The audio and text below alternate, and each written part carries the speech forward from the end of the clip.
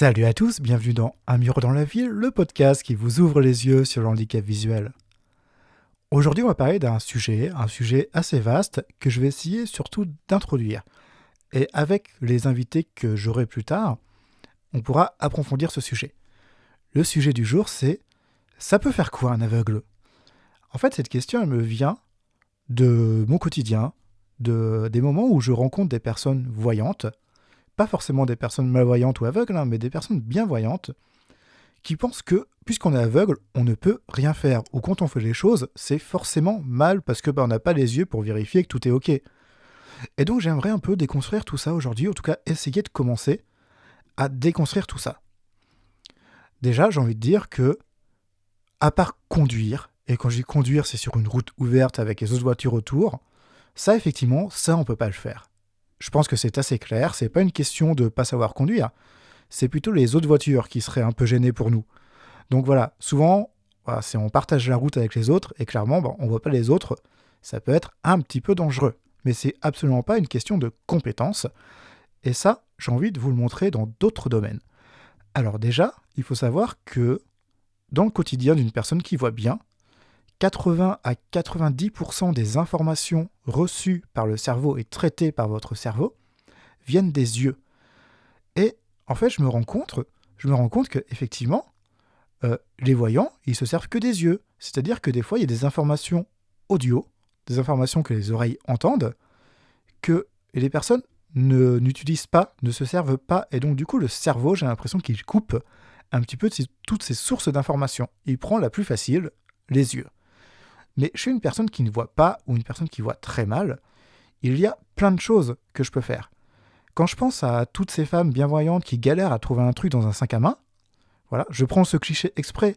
Moi, dans mon sac, même quand c'est le bordel, je trouve des choses et pourtant, je vois pas, je plonge la main, je trouve ce que je cherche. Parce que je suis en capacité de reconnaître ce que je cherche.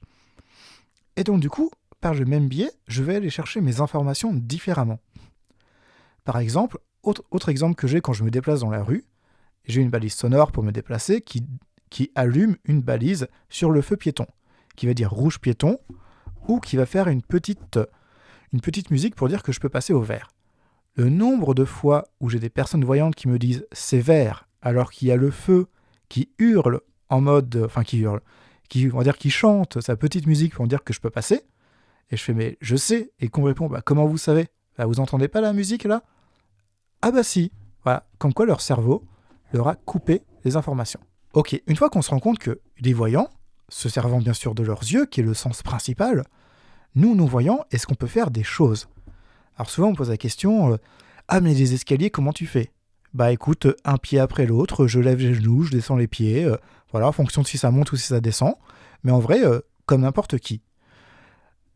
Après, souvent, la question classique de la cuisine, je fais, écoute, jusqu'à maintenant, je ne suis pas mort de faim, donc comme quoi je peux réussir à me faire à manger. Et souvent, vient en dernier, tout ce qui va être bricolage, mécanique, tout ça. Alors j'ai envie de dire, oui, c'est sûr que monter un meuble ultra complexe de chez Ikea, déjà si sur le manuel ça dit qu'il faut être deux, on sera deux, toi. Mais clairement, c'est quelque chose que je peux faire. Petit exemple. Dernièrement, en début d'année 2024, j'ai changé de chaise de bureau. Vous allez me dire, ouais, mais une chaise de bureau, Nicolas, t'abuses, c'est quand même pas si compliqué que ça à monter. Oui, mais quand on voit pas. La chaise de bureau, elle arrive comment? Déjà, il y a l'assise, le dossier. Moi, dans mon cas, il y avait des accoudoirs, l'étoile où on va mettre aussi les roulettes, le support pour faire monter et descendre la chaise et le vérin. Il y a tout ça. Et en plus, derrière, il y a des vis. Alors, moi, par chance, dans le modèle que j'avais, il y avait 4 vis identiques, puis 3 vis d'une autre manière, et enfin 2 autres vis qui étaient encore différentes. Donc, avec tout ça, je connecte un petit peu mes neurones. Et comment je les connecte et comment je fais les choses? Déjà, les 4 vis identiques.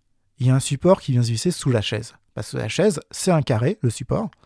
Un carré, on met une vis à chaque coin. 4 vis, parfait. Ensuite, il me restait les 2 vis identiques et l'autre lot de 3 vis. Donc j'avais encore le dossier à visser et mes accoudoirs, ce sont des accoudoirs qui se vissent. Ça tombe bien, des accoudoirs, il y en a 2. Une vis par accoudoir. Facile jusque-là. Et enfin, les 3 vis, c'était pour visser le dossier sur l'assise. Ouais, il y avait 3 vis à mettre. Ça n'a pas été évident. Il fallait que je trouve un peu comment le mettre en termes de profondeur. Mais une fois passé cette difficulté, aucun problème. J'ai pu monter ma chaise de bureau. Ça va faire bientôt 10 mois que je l'utilise. Et elle n'est toujours pas cassée. Donc je me dis que dans le montage, je ne me suis pas trompé.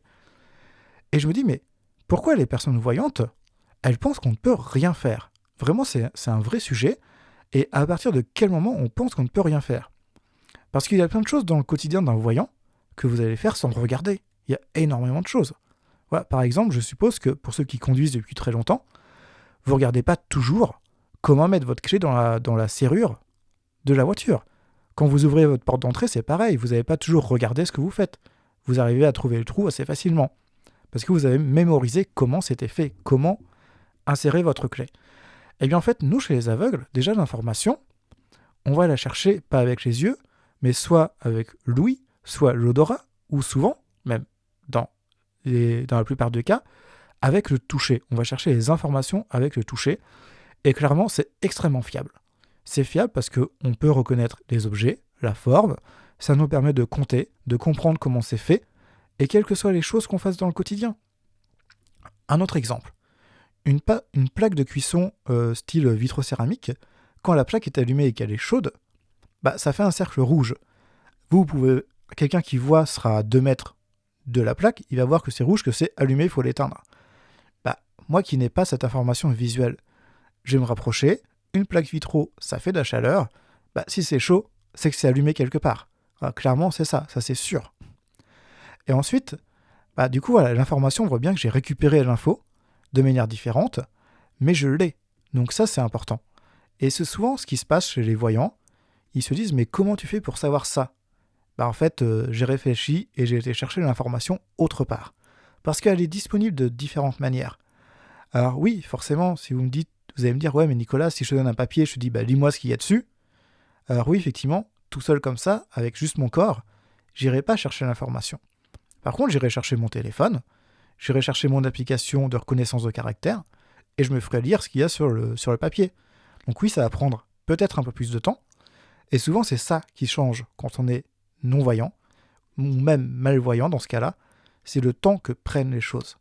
D'ailleurs, ça, je ferai un épisode sur cette acceptation de ce temps que prend certaines choses.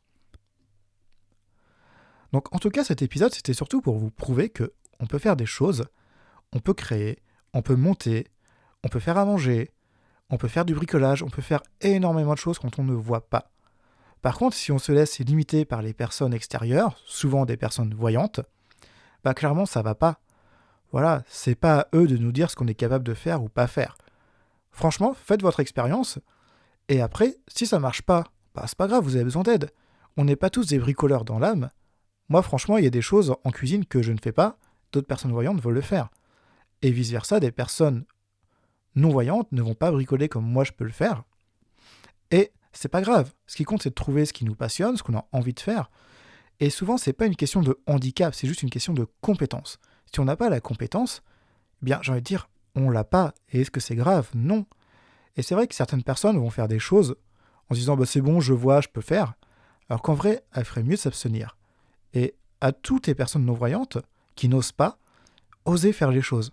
Osez tenter. Si vous ratez, généralement, c'est pas très très grave. Voilà, je sais pas, vous tentez de faire une béchamel pour la première fois, souvent la première fois, que vous soyez voyant, non-voyant, manchot, sourd, en vrai, on s'en fiche, ça sera peut-être raté la première fois. La seconde, ça sera certainement meilleur. Et en fait, ce qui compte, c'est ça, c'est d'expérimenter, de tenter les choses. Donc j'espère que pour les personnes voyantes, arrêtez de faire des blagues sur ce que les aveugles peuvent faire ou pas faire. Typiquement, dernièrement, j'ai eu une blague de « Ah ouais, mais toi, Nicolas, si tu montes tes meubles tout seul, ils doivent pas être très droits. » J'ai envie d'être très mal poli, j'ai envie de dire « si, connard, en fait, viens chez moi, regarde ce que ça donne, et tu vas voir que mes meubles sont souvent plus droits que les tiens. » Et oui, c'est des choses qui m'énervent, c'est des choses qui jouent sur mes émotions, parce qu'en fait, c'est rageant d'avoir ces personnes qui pensent avoir toujours raison à tout, et qui disent « Ah, mais toi, vu que t'es aveugle, ça doit pas pouvoir se faire. » Si. En fait, tu vois, je conduis des voitures sur circuit, je fais de l'aviron, je cuisine, je monte mes meubles tout seul, et j'ai pas besoin d'aide pour faire tout ça. Donc clairement, arrêtez de penser mieux que les aveugles, vous les voyants, qui en fait, vous mettez vos propres barrières, et allez-y un petit peu, essayez, mettez-vous sous mon dos et vous allez voir que oui, c'est possible. Par contre, ça prendra peut-être un temps un peu différent. Et ça, ce n'est pas grave. Ce qui compte, c'est de savoir où est-ce qu'on peut gagner du temps et où est-ce qu'on évite d'en perdre. Donc en tout cas, j'espère que cet épisode vous a plu. Si vous l'avez aimé, n'hésitez pas à le partager. Je suis disponible sur les différentes plateformes d'écoute, telles que Apple Podcasts, Spotify, Deezer, Amazon Music. Commentez un maximum, ça peut que aider le podcast à se faire connaître.